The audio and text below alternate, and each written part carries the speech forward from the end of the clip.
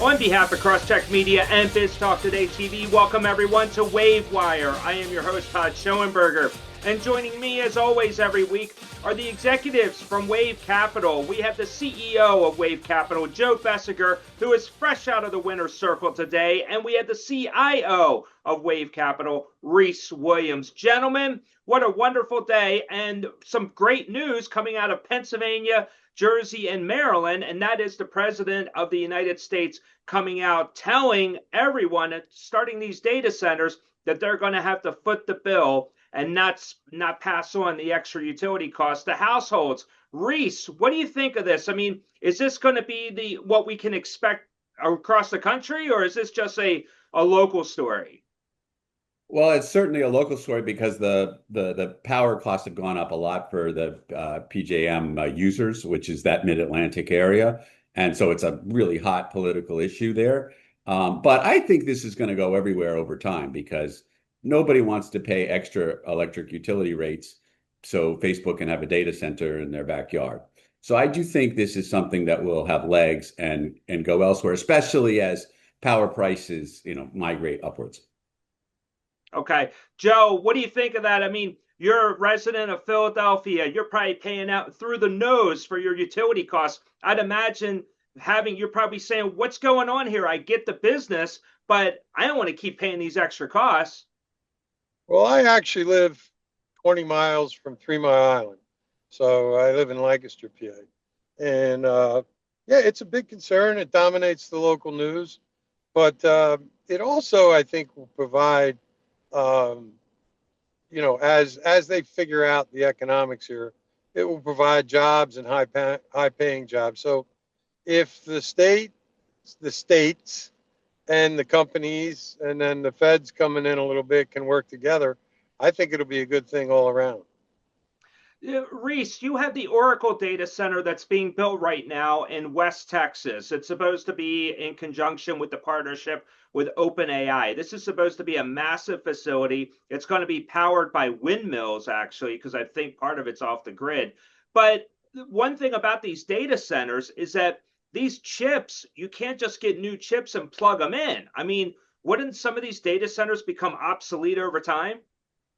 Well, you can actually change out chips over time. I mean, in other words, if there's a useful life, you can. And think about, historically, I mean, how many data centers do you know in that Washington area? And there's a lot, Washington, D.C. area, that have closed. We have 25-year-old data centers that are still being used for things. And what they have is they'll have different, work uses. So the latest and greatest data centers will have the things that require the fastest speeds.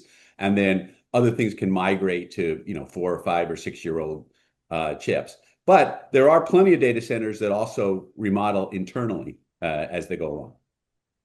But isn't there an expense, though? I mean, you can't sure there's an expense. but would it be a significant expense? I mean, is it even worth it at that point? I mean, depending on the size of the data center, I would imagine. I think it depends on the location and the size. And so I think those data centers that are well located, meaning close to population centers, so low latencies, you're going to keep those refreshed. Maybe if something's way away from population, you might not do that. So I think once again, it's going to be, really important to be, location, pick a data center near population, and those probably do get refreshed over time. Okay, well, we'll see. Remains to be seen. I think the president is just trying to help on the affordability issue, Sure. But it definitely is a hot button political topic as we head closer to the election in November. Well, I was listening to Larry Fink yesterday, and his biggest concern from BlackRock is that they don't invest enough. They're underinvested. So whether it be the infrastructure, whether it be the chips, all of that stuff, I think that the question everybody has is this a bubble? And from his perspective, he thinks that the biggest challenge is making sure they're properly invested and not underinvested. So that comes from a pretty, now they got big pockets, I get that. But if like I said, if all parties can work together, I think this will ultimately be a good thing for everybody. And to your point, the windmills that is being used in the Oracle project in Texas, that is off the grid. There are, I mentioned last week, a company called Bloom Energy that and I would not necessarily buy it because it's up a lot on this news today, in the last couple of days, because obviously this news has been out there now for 2 or 3 days. But that is it can give you an off the grid solution too. So more and more of these companies will look for off the grid, so you don't have to be on the grid and affect ratepayers or have to write a check. Yeah, and I can see that happening. I mean, I wouldn't be surprised if you see a lot of these data centers that are happening around these windmills. The only problem is the latency issue. But as we move further with technology and as it evolves, I'd imagine that would improve. Sure, of course. Right. Boone Pickens, before he died, made huge. I think he died. Made huge investments in windmills. I'm not a windmill fan, but if they're out there, you better use them. Yeah, I'm not a fan of them either, and especially the expense of them. But it does make sense, especially in areas where you are off the grid, such as places like West Texas.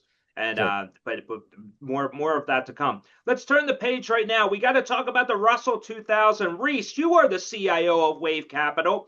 You're probably getting calls all day long about these small caps. We've been waiting all year for these small caps to actually hit new highs. Is this going to continue through the year where we'll see higher highs? I think we've been waiting 10 years for small caps to have it has been a long period in the wilderness. But yeah, no, it does appear that the ship has come in. I mean, they are acting really good, and that's despite a lot of, I would say, mixed macro noise at best, right? I mean, there's been a lot of crazy headlines over the last couple of weeks, and the Russell 2000 is significantly outperforming the S&P 500. So yeah, it does look like this is going to be a small cap year, and that people are looking positively at the potential for rebalancing. Joe, you have some history with small caps, correct? Yes, sir. Okay, can you expand on that a little? I'm a small cap. I think we touched on this before. I'm very much a small cap proponent. I'm not a index small cap guy. I like finding the names within the small cap, and I think we do that pretty well at Wayve. Rhys has been doing this for a long time as well, and I think there's opportunities that are unbelievable. And where I see opportunities, whether it be in the financial sector, banks, those type payment companies, those type of things, or we talked about before, life sciences and other smaller technology things. Once they start to get a bid, and then the other companies, the big drug companies, whatever, have to look downstream, I think you'll see a lot of acquisitions and M&A. So I think there's a real opportunity there. But I do believe that you have to have a manager like us that is able to separate the difference between the whole sector and then the opportunity sets that exist in that. Okay, so the feeling is, though, Joe, is that you have an economy that isn't really slowing down, but it's the rate effect that's really pushing small caps. Why did it take so long, though, do you think, for small caps to really take off like we've been seeing this year? You want me to take that? You can take that, because if I had a good answer, you have a Kentucky Derby winner, is what you're saying. Yeah. I mean, I'll take a shot at that. I mean, okay. Clearly the S&P 500 has some amazing companies, right? I mean, and I mean, we've never seen companies like some of these we'll call them Mag 5 or 6, but the companies that can grow at these kind of rates with these kind of profit margins at their size, it's just unheard of in the history of economic history. So I think that's you look at kind of what's driven the S&P 500. It's those very big market cap over the last several years. I think the equal weighted did a little bit better last year than it has been historically, but the cap weighted in general has done very, very well over the last 10 years. The Russell 2000, 40% of those companies are unprofitable. This is not the greatest universe of all time. And so I think that's part of it, is the Russell 2000 sort of dragged down by the unprofitable companies over time. And I think that's what Joe's point was, that, at finding an individual manager can help, evaluate within a universe of companies, because some of these companies are a lot better than others. Well, and let's just look at the financial sector, the banks, the regional banks, the smaller banks. It just goes to make sense that the certain areas of the geography of the country should do better. So the Southeast, some of the other areas that are, and look, there's a gazillion still. It's probably too many banks, but if you look at that sector, you're going to know these companies, how they've been doing it, what their loan rates are, what their all who the management is, that type of thing. And I think if you pay very close attention in that area, in the different areas geographically are doing well. Look, I'm down in Florida right now. You can't go 10 feet without seeing construction. Well, somebody's got to fund that construction at pretty big margins. And I think a lot of the financial services in the Southeast and elsewhere, but I think particularly in the Southeast, are going to do very, very well. We know them because we've been following them for decades. So we can then put our money not in an index, but where we think specifically things will work out well. So I think the smaller banks will do well, and I think they were doing fine, but people will start to pay attention and bid them up. You're also getting the deregulatory benefit of the Trump administration okaying M&A. So for a long time, you just couldn't buy a bank. There's too many banks, to Joe's point. So there should be a lot of consolidation over the next couple of years, because it seems like almost anybody, even JP Morgan, can go buy banks now. Whereas, yeah, but the one thing, Rhys, that we got to point out to everybody, and this applies to industry sectors across the board, is that AI as a tool is less expensive, more easily obtainable at lower costs. And that's going to increase the productivity of not just the big boys that could spend zillions of dollars on technology, but the smaller and the regional. Some of these small regional banks, and if they're forward thinking with technology, are able to supply just about everything, if not everything, that you could get at some of these bigger banks. So that's going to be a big boon to them as well. On the banking theme, this week we had to kick off of earnings. The bulge bracket banks came out. Wells Fargo disappointed, but then we saw some great numbers from Bank of America and Goldman Sachs. The regionals came out nice as well. PNC reported above expectations, as well as M&T Bank, which is a conservative bank. As you guys know, you're in the location or geographic region for M&T Bank. So if are you a buyer of the regionals at this point with the expectation of potential consolidation, or would you just rather stick with those bigger banks? Rhys? I think you do both, to be honest with you. Now, obviously, the quote unquote money center banks and the big investment banks did better last year because there's market enthusiasm, there's IPO enthusiasm, there's M&A enthusiasm. They make big fees on that. So that's why the Goldmans and the Morgans have done particularly well. And also, even though they're pretty expensive now, they went up on very good earnings this year. But I also think, to your point, that regional banks, which have been less loved, ought to benefit this year, both from the sort of the deregulation and more loan growth, where there hasn't been a lot of loan growth, and especially if they can fix the housing issue, where there's just not a lot of new homes being built. So I'm not saying that's going to be fixed over a 1-year period, but if that can get a little bit better, if interest rates come down a little bit, that'll help that area. To answer your question quickly, I'm pounding the table on regional and smaller banks because, as I said, they are technology forward now, where they weren't necessarily before. And I also believe that the relationships that they build will keep a lot of their customers from going to some of these bigger names. And the bigger names have other issues that the smaller ones don't. A lot of these international headlines, all of this stuff can be good, but can also be challenging for some of the big banks. So I really like the regional and smaller banks. Yeah, that's a smart point there, Joe. And I agree with you. I mean, I would expect we're going to hear a little bit more on the acquisition side later on this year, and even. Are you going to tell me? You just told me I was a smart point. You're going to tell me when I make dumb points? You got it. Hey, I'm keeping receipts. Okay. That's why you have a wife. So, okay, let's turn the page now to silver. Silver crossing $90. What do you think, Rhys? I mean, should you be buying silver instead of stocks? Well, truth in advertising, we own the SLV and have for a couple of years. So obviously this year was great. This past year was great. clearly now it's a little overvalued versus gold. Historically, I would say silver has been undervalued on an historical ratio with gold. It's currently about 50 times. And at at one point it was 100 times. So that's encouraging. But it's only, if you look at the history of the 20th century, it's about in line. So it's only in the post 1970 post Bretton Woods era that silver and gold got out of whack. So it's sort of come back to where it was historically. So long story short, I don't think silver is an especially compelling buy here. The reason why it's done so well, it's kind of a beneficiary of this AI. You need it for data centers. And so there's some industrial uses in silver that you don't have in gold. And there's a little bit of a shortage right now because, it is a hard time. It is hard to get silver out of the ground.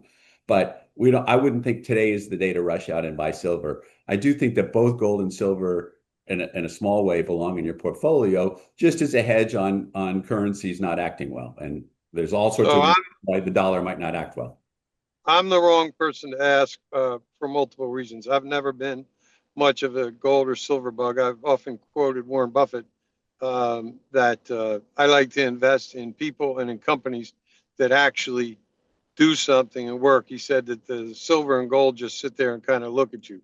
I don't think that there's anything wrong. As a matter of fact, a lot of my friends who have been concerned about international activities have done extremely well. Rhys owns the silver. Good for them. It's just I'm not a metals bug, but I'm also rooting for everybody that takes place in it. And then years ago when gold was having a run, I was on TV and the host asked me, why is gold going up? And I don't know if this will make sense to you, but I said gold is going up. Gold and silver are going up because gold and silver are going up. And she said, what does that mean? When we have these ETFs and we have these funds that people are now rushing into, they then have to go out and buy more gold and silver. And the more they buy it, the more it goes up, the more the more people are interested, and the more buying of those ETFs are. That spiraling up is a good thing if you're long. But when the music stops, these things can drop dramatically. So I'm going to let Rhys handle that. Yeah, no, I just said I would not rush out and buy silver at these prices. I do think having some in your portfolio in a small way makes some sense even at these levels. But obviously they've been great. And to your point, could silver go down $20 tomorrow? Absolutely, it could. And in fact, they've tried to raise margin requirements 2 or 3 times in this past month. At least twice, and I think you're right, 3 times. To try to stem it, and they can't. So I mean, in other words, it keeps going higher. Well, so there could be a bit of a short Nelson squeeze. Bunker Hunt out there, like in 1979, buying it all up, and maybe we'll find out. It's not Wayve Capital though. Back up for a second. You're telling me that there's been a push to increase margin limits on how much you can buy in just tangible silver? Margin requirements, yeah, they've been upping. I believe Rhys is right. I believe it's 3 times, but I know at least twice. At least twice. Yeah, they've raised the margin requirements. Back when it was sleepy, they kept them low, and they're trying to damp the speculation in that market. But when that happens, till it stops, that actually creates a little of the FOMO or the animal spirits. So, when that happens, usually the first couple times, it's usually not a bad thing to buy, but we'll see what happens. Yeah, it did. It knocked it down twice, like $4 or $5 if you look at the SLV chart over the past month. And then it's come right back though. And obviously it went to new highs yesterday. It's incredible. But yes, it does usually hit it by 5-6% when they do that. Okay. Final topic. The Supreme Court ruling. I'm thinking it's going to come out after 4:00 today. There have been some conversations with the media, especially on BTT, saying the exact same thing. What do you guys think? Joe, are we going to get this ruling today on the tariffs? And if we do, what is going to be the reaction when markets reopen on Tuesday morning? I'll pass that to Rhys because I have no better insight than you or I. And I think regardless, they have a backup plan. For sure. And so it makes sense to do this at 4 o'clock because it gives them 3 days. The market's closed on Monday. Gives them 3 days to take. Here's the authority we're reimposing a lot of these tariffs. So I think this quote unquote, I think Trump will lose and it'll be short lived. And a much of the tariffs will come back by different formats because obviously the market expects him to lose. So this will not be like, oh, shock and awe coming out of left field. Everyone thinks that, or not everyone, but a lot of people believe that it's unconstitutional. So he'll use other more traditional tariff authorities to reimpose at least some of these tariffs. Now, what we do with, to your point, what we do with the refunds that are maybe due, that I have no idea how they're going to handle that. And it cuts both ways. One, it'll be nice for the companies because remember the companies paid the tariffs, not China. So it'll be a nice profit boost to them. So we think the retailers actually could benefit in some way. But some of the smart retailers, Costco being one of them, I know it probably was dangerous for them to tick off the current administration. They got themselves in front of this with some lawsuits to move them to the front of the line if there are rebates. And that's why you buy individual companies with good management. The good management puts themselves in a position when some type of news comes to benefit from that. And there are many out there that have done that well. That's why, in my eyes, you need an active manager versus passive. Because if you're buying the ones that have done the right stuff to benefit from news, which some people will think it's good or bad, but there's a number of companies that got first in line with a lawsuit at the risk of ticking off the administration. But if it happens the way that some people believe, those are the companies that'll benefit the most. Rhys, can the Supreme Court rule that the U.S. would have to send the money back? I think they can. Whether they will or not, I don't know. And I think that's the big question. I expect the Trump administration to lose on the general question of whether these blanket tariffs were constitutional or not.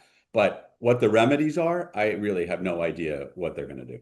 Well, they've had time. They've had time to try to figure out how to deal with that, Rhys. I think it will ultimately be a small event and not a big event. I agree because one, everybody expects him to lose, and two, over the weekend they're going to impose a bunch of new tariffs using other authorities, Section 301. There's a variety of other sort of more constitutionally acceptable means to put on tariffs because clearly this is his number one idea for economic policy. So he's not walking away from it. But Rhys, wouldn't you say that here we heard about this on Liberation Day, and then you had a number of tariffs that were imposed? If they know that the ruling goes to the Supreme Court, whether the tariffs are legal or not, wouldn't the White House have adjusted this tariff, their tariff initiatives, knowing that there could be a threat to how they were originally set? Wouldn't that be your backup plan? I mean, why would you? They have a backup plan, and it'll be announced over the weekend. If they lose tonight at 4, they will tell you what their backup plan is. And in your opinion, though, do you think the Supremes are actually overstepping, though, knowing that, okay, they can rule that the tariffs were not implemented correctly or lawfully, but where are they to come out and say, oh, yeah, now the U.S. government needs to rebate that money? That's not They may not. Not up to them. I think they may not. And the question that you said, what will they do? I don't know what they'll do. They may punt on that issue, and they may rule on that issue. I really don't know. I don't know if there's a consensus among the Supreme Court what to do on that issue. So okay, so I really don't know. I think, but my point is, if there's some sort of rebate that's in general good for consumer spending, as long as people. That's negative for the budget deficit, which is potentially not so great for bonds. So there's a variety of cross currents, but I think Joe's correct. This is a very well telegraphed issue. Most people think they're going to lose. I think most people think they're going to put back some of these tariffs, and I think that's sort of consensus. And so if anything happens along those lines, I think probably the markets more or less act okay.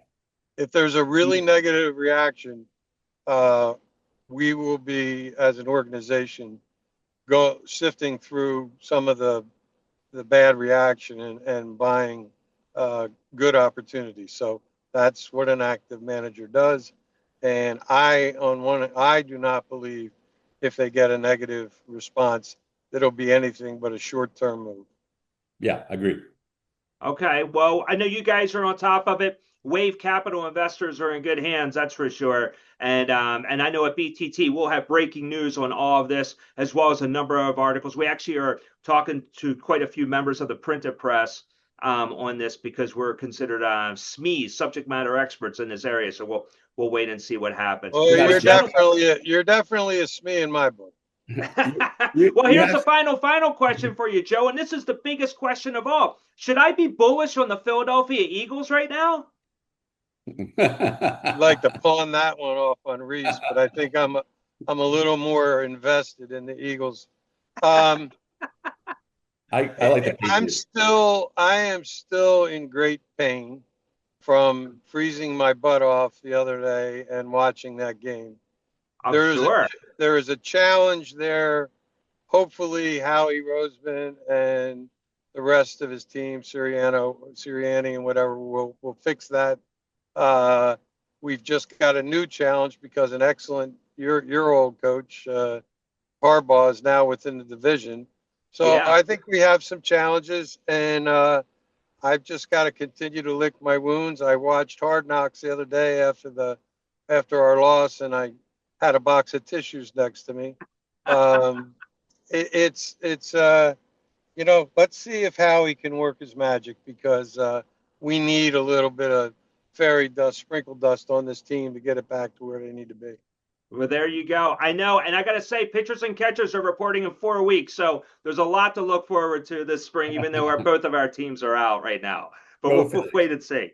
So, gentlemen, this was great. We're going to be back next Friday. Hopefully by then we will have the tariff ruling. We can talk more about it at 12 o'clock Eastern next Friday live on BTT. You definitely will want to watch Wayve Wire. So, Joe, Rhys, thank you. Have a wonderful weekend, and can't wait to see you guys next week.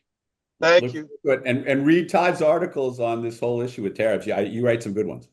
Thank you so much. I appreciate that. That's great. So, gentlemen, on behalf of Joe Besecker and Rhys Williams, I am Todd Schoenberger. Thank you once again for joining us on Wayve Wire. Coming up at 2 o'clock live today, I have an exclusive interview with Maria Jalescu-Dreyfus. She is the CEO of Ardinal and also a board member of ExxonMobil. She is going to give us a behind-the-scenes look on this oil trade right now. You will not want to miss it. 2 o'clock Eastern. Until then, we'll see you later.